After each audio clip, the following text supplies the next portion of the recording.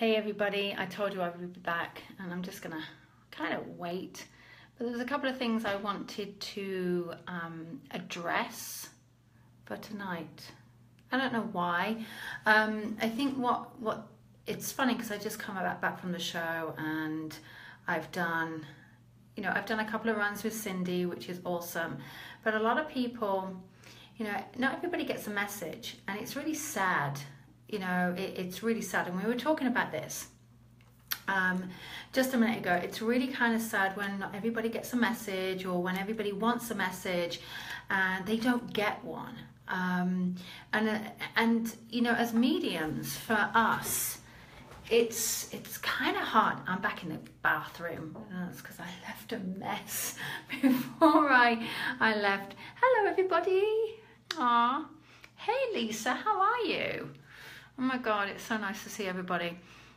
I'm going to talk about this in a minute, but it's so nice to actually, okay, here's the thing for me. It's so nice to actually speak to everybody, because in many ways, I had a huge following with the TV show and everything else, and it's nice to actually see everybody. Just gotta tell you, it's so lovely. I'm reading all of these comments as they come up, and it's just really nice to actually see how people interact. And Erica, the show is awesome, and it's great because obviously, in a way, in my mind, I suppose I miss everybody, which is funny because I don't know you, but I miss the interaction. And a lot of people say to me, "Oh my God, Facebook is so addictive," and yeah, I understand that. But personally, I've never really liked Facebook. Sorry, I'm just getting my shirt, and it's just I've never really liked the interaction, and I've never really liked to be quite private. But in that space of being private, I think because you're in the public eye, you kind of crave that quiet time. You kind of crave that private space. But what's also interesting is you don't realize how much you have an effect on people. And it's only when you come out and do shows like this, and certainly doing Facebook Live, that I've started to see. I've got 111 viewers, which is like 111. It's awesome. Oh my God, that was a funny one, Barbara, that in Jacksonville when Princess Diana came through. But let me come back. But it was interesting because when you see the amount of people that it affects, and you don't actually realize, and in a way you kind of want to run and hide, but then there's a moment that you also kind of want to be around people. And it's not the fact that you crave the attention, because I'm not someone who craves the attention, otherwise I would not be living in this small town. So I'm just going to brush my hair and kind of get myself ready for bed. But you kind of crave you don't crave the attention, but you kind of want to continue to help people.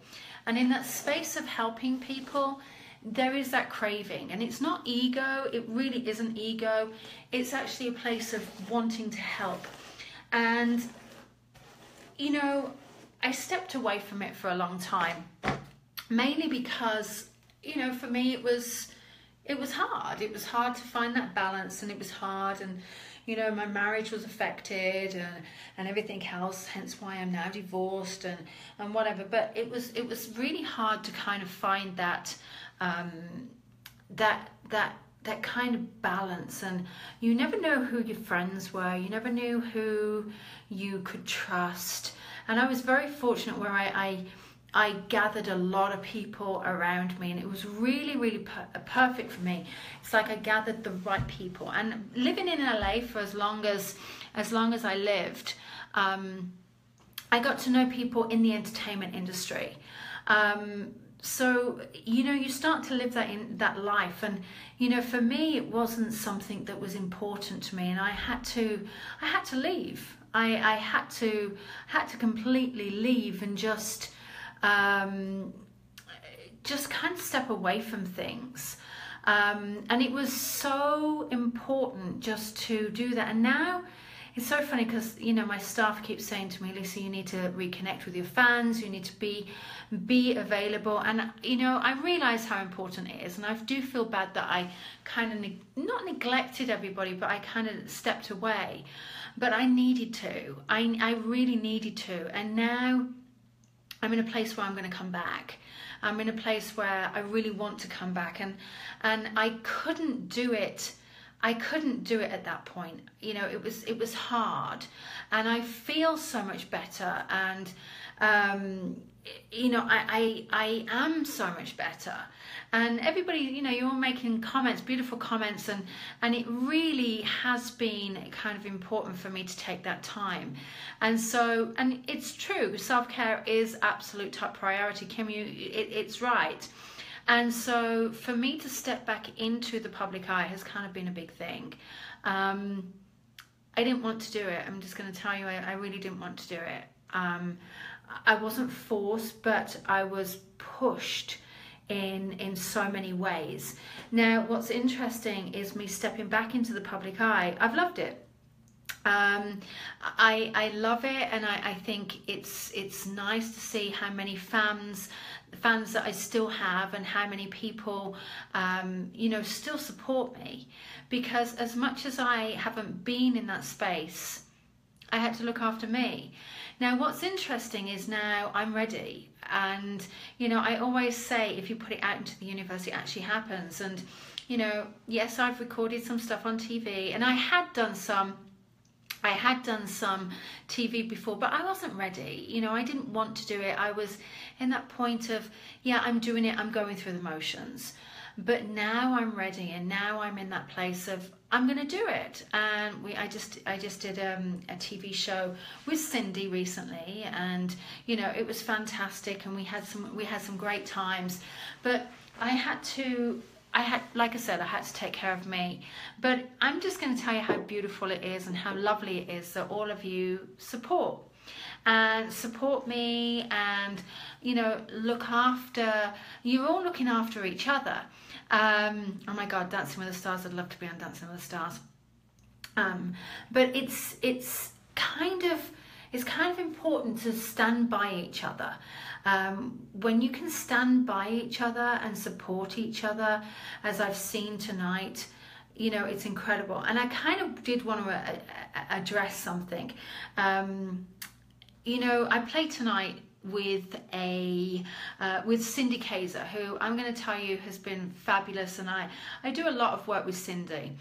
But she does these comedy clubs, and she goes to the comedy clubs, and you know, there's a lot of people, and we were talking about this tonight, how people question, oh, is it taken seriously when you are working the comedy clubs?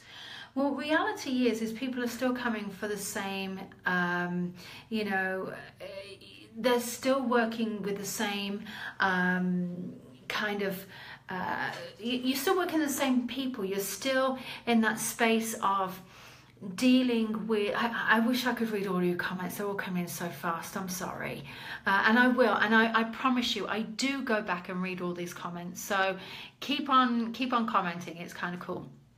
But I will tell you that we talk about the comedy clubs, and people say, you know, is it, you know, really, should you be working in the comedy club? Should you really be, you know, doing this?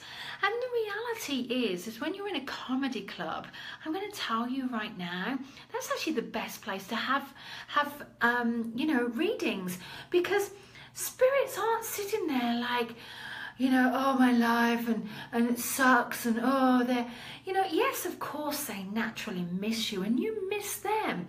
But in a comedy club, you can be yourself. I'm going to tell you right now, when I do my readings, I want to be me. Listen, I'm here in jeans and a top. I want to relax. I don't want to wear you know, a swanky little dress and high-heeled shoes. Trust me, I do, because it's kind of who I am. But you know, I want to have fun. Like tonight, I'm sitting there, and I said to this woman, I went, your sister's shoving her foot in your face. It's like, look at my feet, they're manky.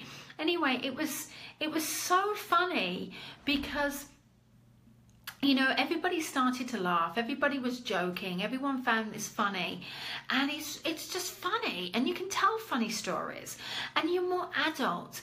You know, I like being an adult. Obviously, you know, we have adult humor. I certainly have adult humor, trust me when I say that. I've got to stop looking at myself, it's really weird, but I'm trying to read all the comments as they come in. It's bizarre.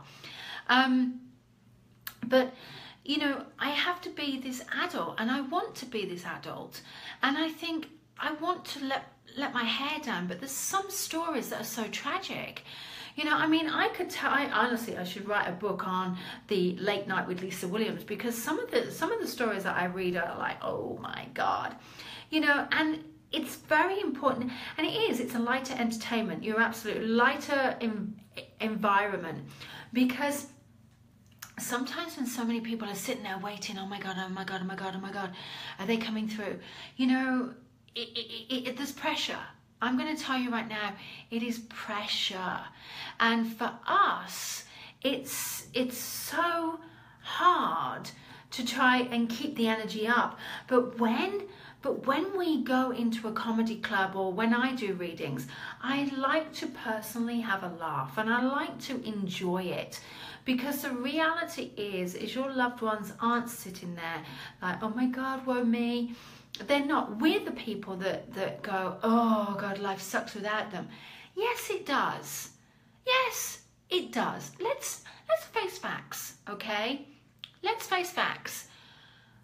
It sucks to lose someone. It sucks ridiculous to lose a family member or someone who was close to you. I'm going to tell you, as many of you know, I lost one of my closest, dearest friends. And in many ways, to lose a friend is probably one of the hardest things that you can do, because when you lose a friend, what happens is that person who you used to go to for everything has suddenly gone.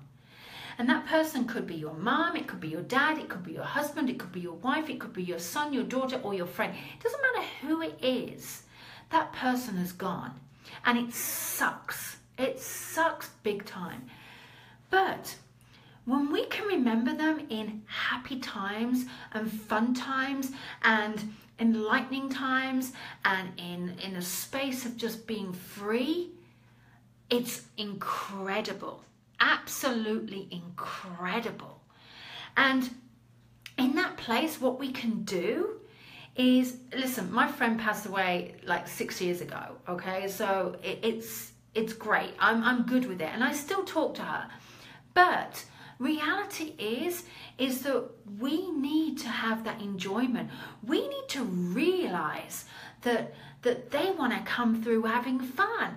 I'm telling you, if Elaine didn't come through drinking and having fun and dancing, I wouldn't think it was her.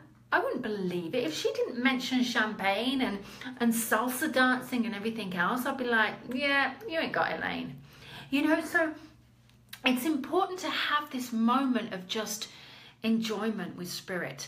And like I said to you, it's not about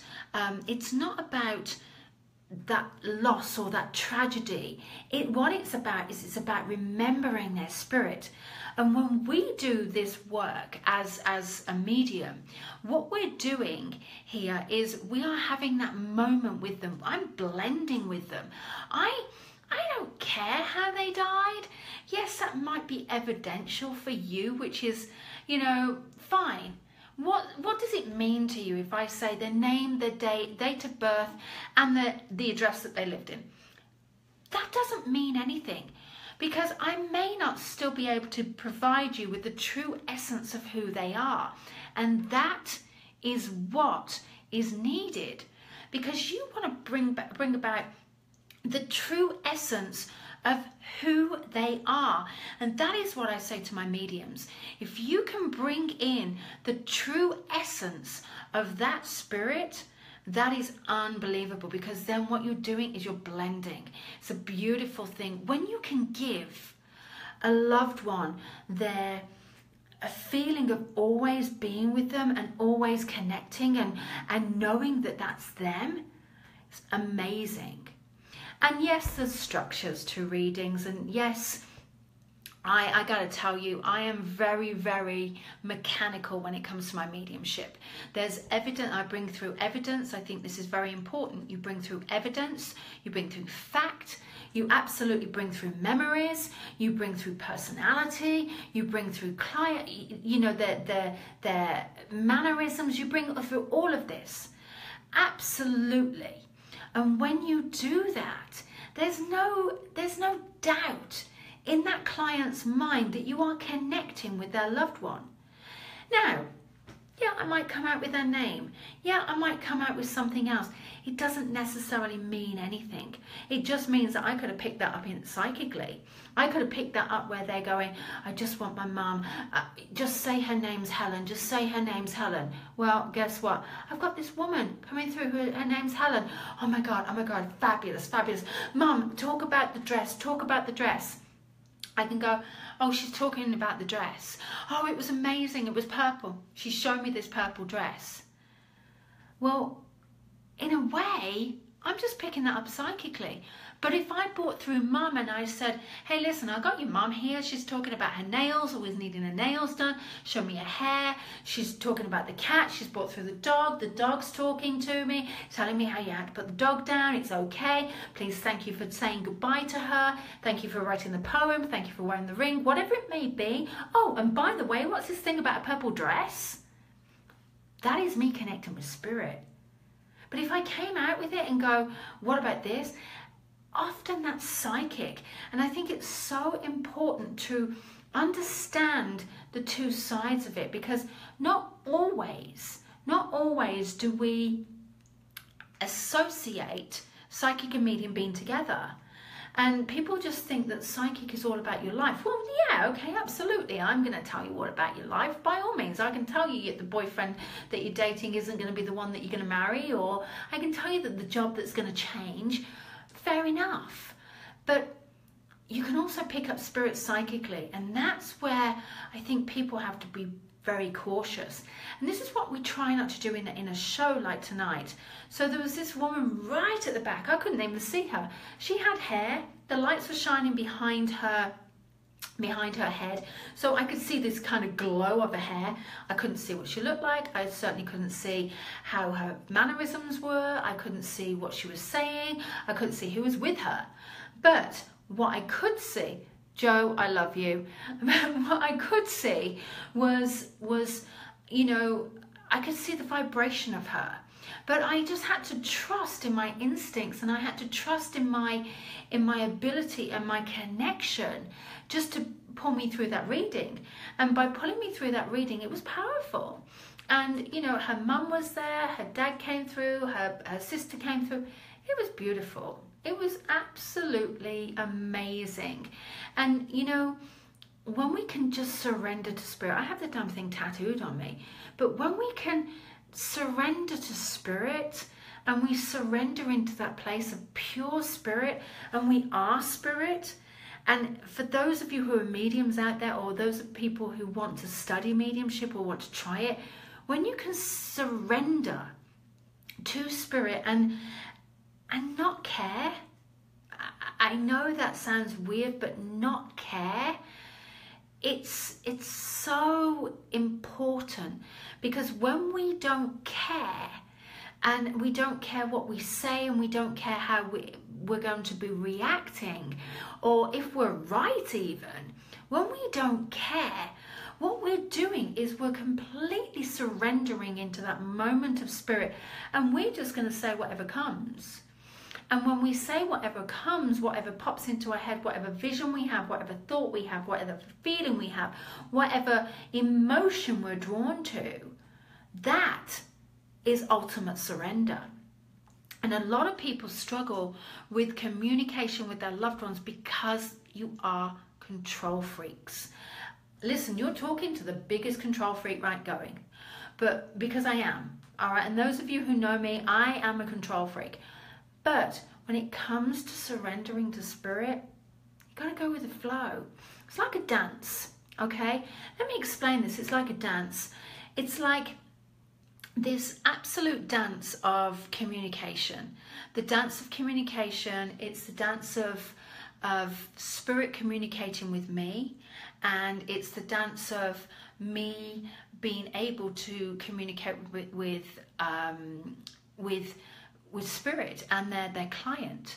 And so this whole dance is so important, and realize that the communication is a dance. It is important. You just have to allow that dance to happen. So let me put it this way, and it's really important that we do this. In the old-fashioned dancing, okay, so we were talking about Dancing with the Stars. In the old-fashioned dancing, the man leads the dance, okay? Spirit leads the dance. The women follow. So we as mediums follow. Now, as the woman, it's my right to change the music and want a different dance. So if I want to dance the waltz, I'm going to dance the waltz. If I want the tango, I'm going to dance the tango. Okay? But spirit will lead, absolutely. But I can change the direction, which means it's very, very simple. I change the direction by one thing, and that is a question. I might say, so what happened, dude? And they'll go, oh, you know what? Took my own life. Okay. Do you think you... And then I'll go, do you think you need to apologize? Yeah. Is this your mum? Yeah. So then I go to my client and I say, your mum, correct? Yeah. And he showed me that he had a hand in what he was doing and that he was responsible for taking his own life. Would you understand that? Yeah. Let me explain. He needs to apologize. Wow, he wouldn't have apologized. And I was saying, no, normally, would you not have apologized, dude? No, I wouldn't. Well, why not? Wasn't my personality. And that's the reason why I allow spirit to lead, but I just change the music. I just change that music, and I'm like, I want to go up tempo, or I want to change it and make it fast paced, or I want to slow things down. So I can change it. So for me, you know, oh, thank you, Eileen. For me, I just feel like, you know, when we surrender to spirit, it's powerful. And the interesting thing is, you know, we all have hard times. Okay, hard times are really, it's tough. Don't get me wrong, it is tough. But when we have hard times, if you can surrender, it's unbelievable. Spirit will always put you on the right way. And it's funny because, you know, my boyfriend laughs and he goes, spirit, who's spirit? What spirit? You know? And it's true. I absolutely agree with him. We can work with spirit as a collective, and we can work with spirit as a collective, and we can also work with them individually. And so sometimes I say, you know, spirit is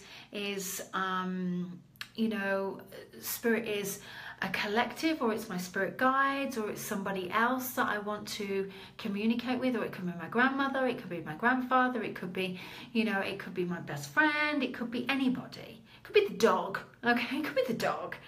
But I always say that I'm surrendering to spirit, and I'm going to tell you right now, it's such a place to be. It is so hard to fully surrender and not control, because when we talk about spirit, it can be your own belief system, it can be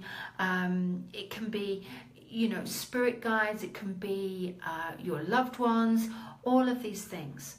But what you have to understand is during that time when we are connecting with spirit, we're connecting to ourselves and connecting to our soul. And our soul is connecting via our soul to soul connection to spirit. And we have to trust what we're getting.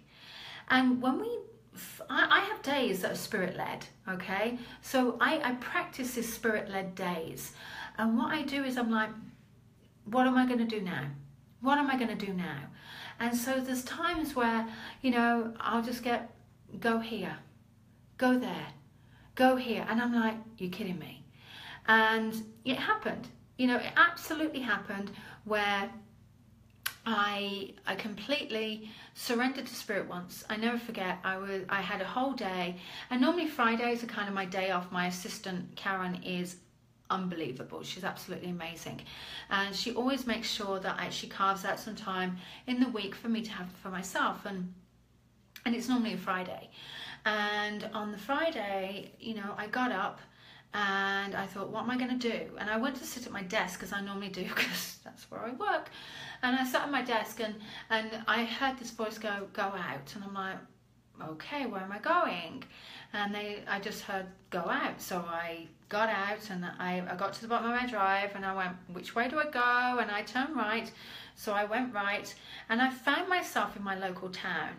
Now, I'm someone who doesn't drink coffee very often, and if I do, then seriously, I'm like, oh my God, I need to drink coffee. So I found myself at Starbucks, okay, this is the place. I live in a sleepsville, okay, trust me, I live in Sleepsville.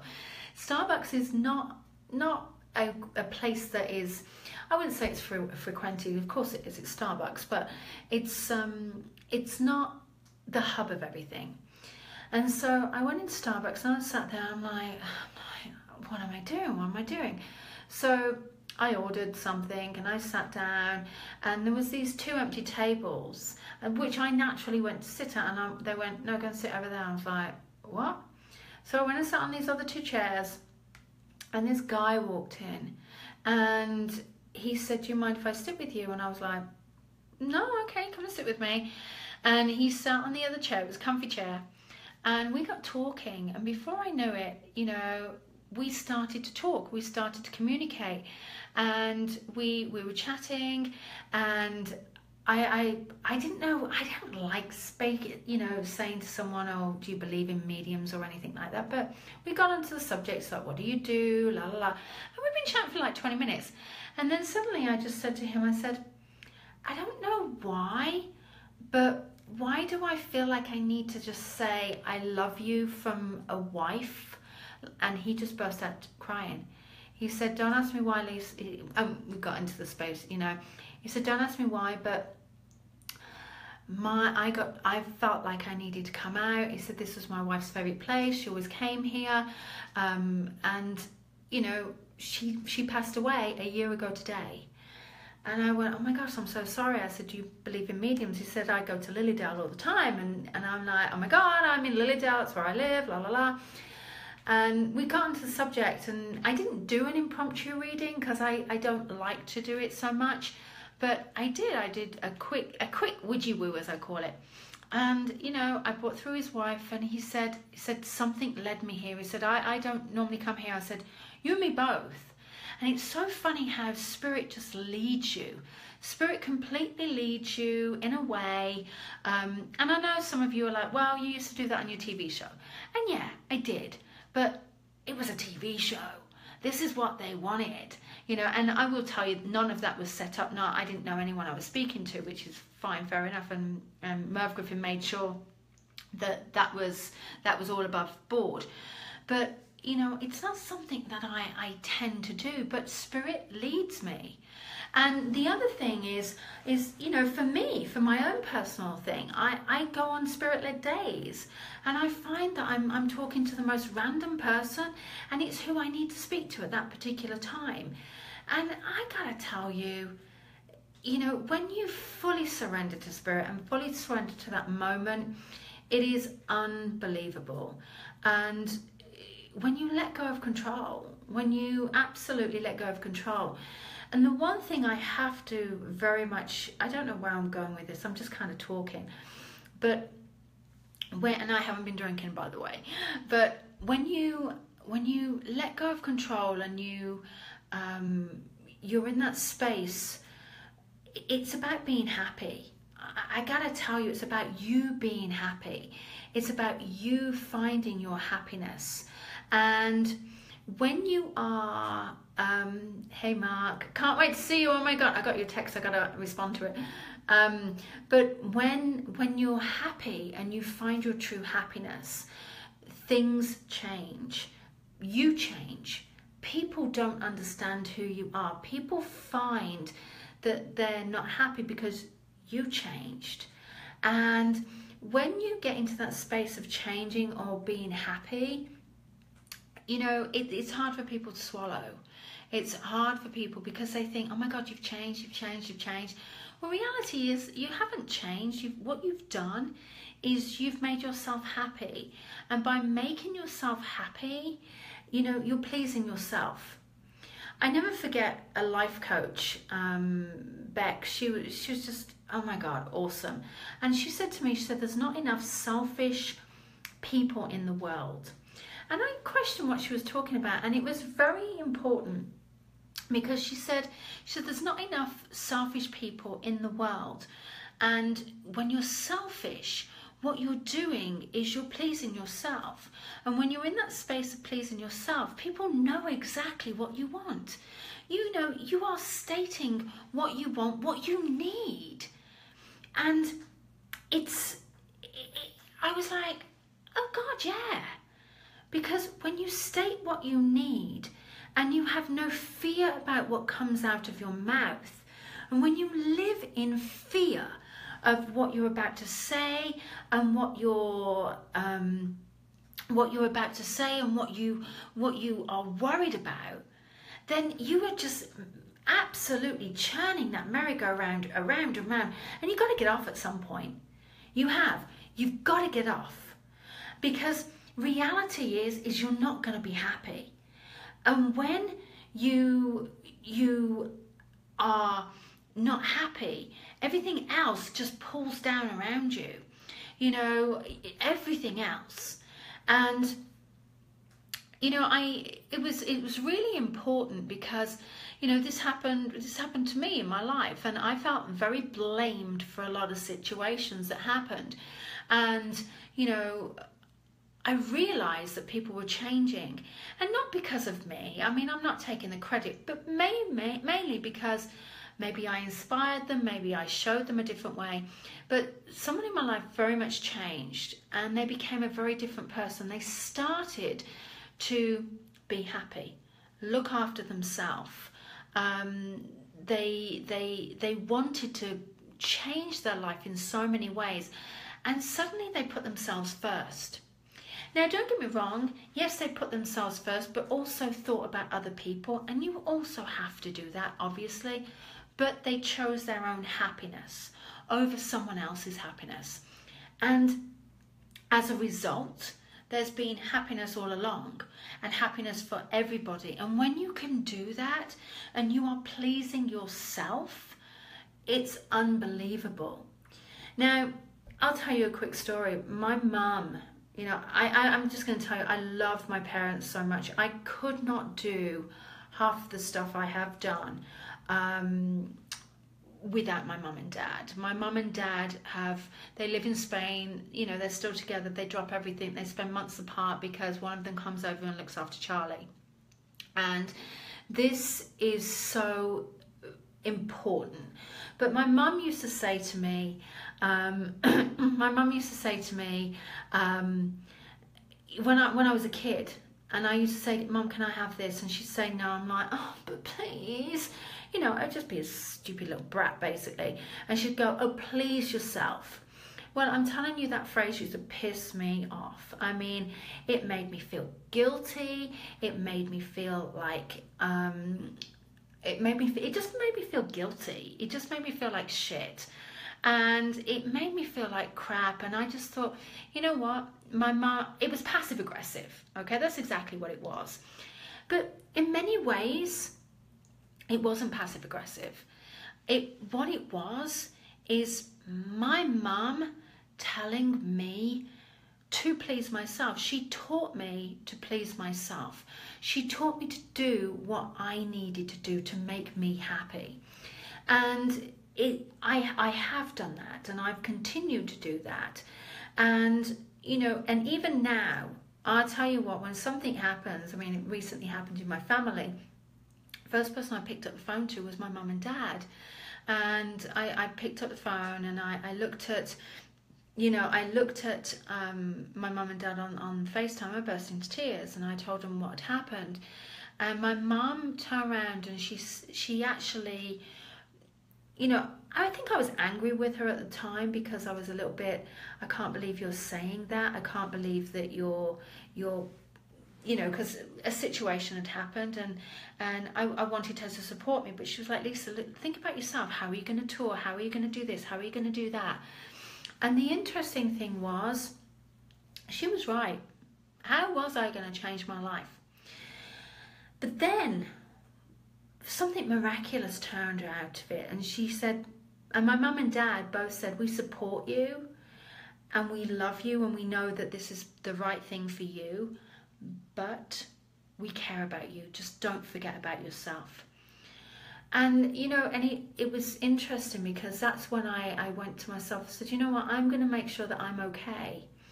And while I was supporting everybody else, I was crumbling. And I remember turning to someone and saying to them, your support network is now crumbling. I need to talk to somebody. And the communication was important. And because we communicated and we talked about this, and because we were discussing it, it was so powerful. And then I had this new energy to kind of go and do something for me. And now I make sure I do something for me. You know, Lisa, you actually always say to me, make sure you do something for yourself every day. And it's true. And I always do something for me. And, you know, just whether it, you know, I have a massage every single week. I've had a bad shoulder, so I have a massage every week. I might go and have my nails done. You know, I might go for a walk. I might go and walk the dogs. Yes, I'll escape the kids. Oh my God, they're driving me insane. I will go and escape those kids. I will get on my motorcycle and I will go.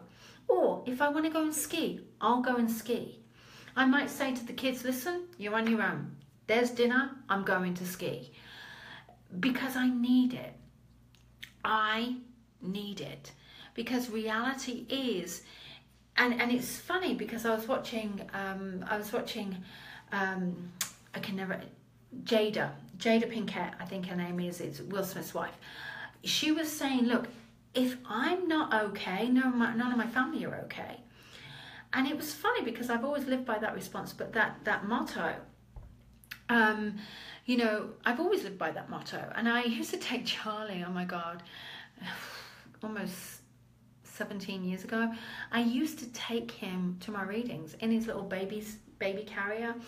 And it was so important, because I used to take him and I used to say, you know what, if I'm okay, as long as I'm okay, I know my son's going to be okay.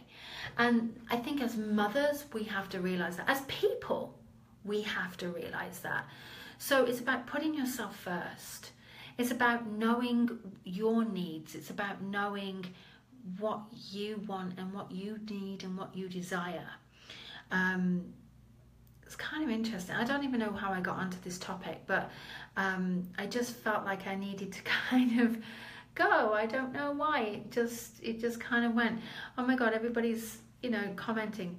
But I don't know why I needed to talk about this. And some people are like, wow, I needed to hear this, but maybe I was just channeling it. But, you know, I don't know how that got from, hey, this is why I'd speak at comedy clubs with Cindy, to being your own thing. It's so funny. And it's not about mediumship, but I just wanted to, I wanted to explain it, you know, and it's, you know, I will say here that you have to be true to yourself. The one thing is about being true to who you are, and realizing that as much as you can, you know, be there for people, you also have to support yourself. And it's funny, because Cindy and I were talking about this, and, you know, this ring here, I'm going to show you here, this ring. I married myself. And it was about 4 years ago. I married myself, and I put this ring, and I often wear it on this finger. And a lot of people confuse me for being married and stuff, but I'm not. But I married myself because I married me. I married my life. I married myself to me, and it gave me permission to be who I wanted to be. And you know, it was powerful. I want to look after everybody. I want to look after my kids. I want to look after my dogs. I want to look after everybody. But I can't. The only person I can look after and the only person I'm responsible for is me. Yes, I'm responsible for my kids. Absolutely, of course. Goes without saying. But I am only responsible for me. And if I'm not good, no one else is good. Simple. Anyway, I feel like lecture over. It's weird. I'm really excited actually. I know a lot of people are saying to me, come here, come here, come here. I'm actually coming to the UK. I can't wait. I'm going back to the UK, which is like, yay! I'm excited. Oh my God, I've seen all my friends. I'm coming back to the UK. I'm working with Tony Stockwell. Well, we're not working together. I'm working at his church. The other thing is I'm also doing a show in my hometown in Redditch, which is like awesome. And then what else am I doing? Oh my gosh, I'm going. Oh yeah, I just signed. Thank you, Mona. You just said about Norway. I also just signed a contract. I'm coming back to Norway in September. I'm doing a couple of shows in Bergen. I'm also teaching in Bergen as well, which is can't tell anyone. Oops, the cat's out the bag. Actually, I shouldn't say that, but oh my God, yeah, I'm going to be teaching. So watch out for that. Okay, I'll be mentioning that soon. I'm in Salt Lake City. I'm going on a cruise. I'm doing a cruise in Australia. I'm coming to Australia to do the Uluru with Debbie Muse. What else am I doing? Oh my God, I'm all over the place. Seriously, I looked at my schedule. The only closest thing to New York is Omega. I'm doing Omega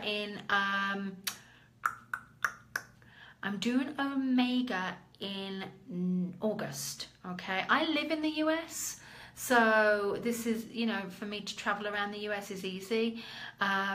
So yeah, I am coming back to Norway as well, and I'm also doing Australia as well, so that's good. I think I'm doing Melbourne. I'm coming back to Australia twice this year, so that's kind of fun. And just go to lisawilliams.com. Trust me, you're going to find everything. I wish I was coming to Belgium. I wish I was coming to Belgium. Okay, I was just in Florida, Annie. I am coming to, I know I'm doing Melbourne. And so I'm not exactly sure where I'm going. Oh my God, I need to kind of look on my phone, but of course I'm on my phone. Yes, drinks, Rachel, absolutely, Rach, we will do drinks. Yeah, I'm doing the Mind, Body and Spirit, thank you, Leanne, in Melbourne in November. So I'm kind of all over the place. Just look around. I'm going to do a lot of work with Cindy as well.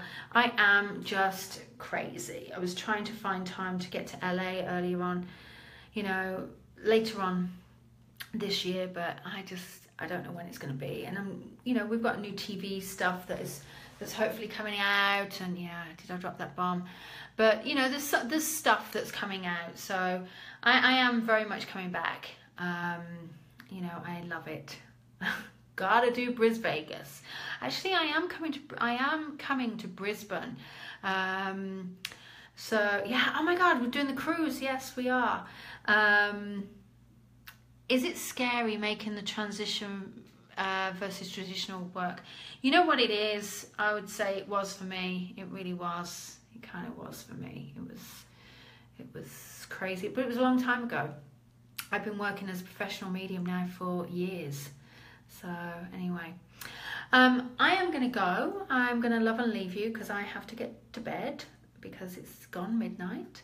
And I'm off to see my man tomorrow, and then we go. I'm off to see my man tomorrow, and then I get back and see the kids, and then we are going on the cruise, which I'm excited because I'm going to be working with Colette and John and Denise Lynn. I love these people. I do actually just want to say, you know, to all those people who work in this field, good for you, because it's not easy. I want to say to all those people who are those people for being out there, like, you know, the big names that you all follow, you know, it's not easy. We sacrifice so much. We sacrifice so much for you guys. You know, we sacrifice our lives, we sacrifice our personal lives, we sacrifice things, but we do it because we love it. And we're the messengers. That's what we are. And I want to honor everybody who's taking their moment just to honor their loved ones and really to understand their own personal journey. It's powerful. If you can get on your own personal journey, it's awesome. So thanks everybody for joining me in my bathroom. I'm going to be jumping in the shower in any moment. You know, thanks for joining me. Thanks for following me on this journey. Yeah, fun. I will be back. I probably won't be back tomorrow, but I probably will be back at some point. Maybe I'll come back and I'll pack in front of you. It's weird. But I am thinking that we should do Facebook Live regularly, and I'll do some more teaching and see where we go from there. All right, guys. Have a great night, great day, wherever you are in the world. Please, please, please take care. And remember, life is too short, so tell people that you love them, even if you don't like them very much. All right. Thanks, guys. I'll speak to you soon. All right. Bye.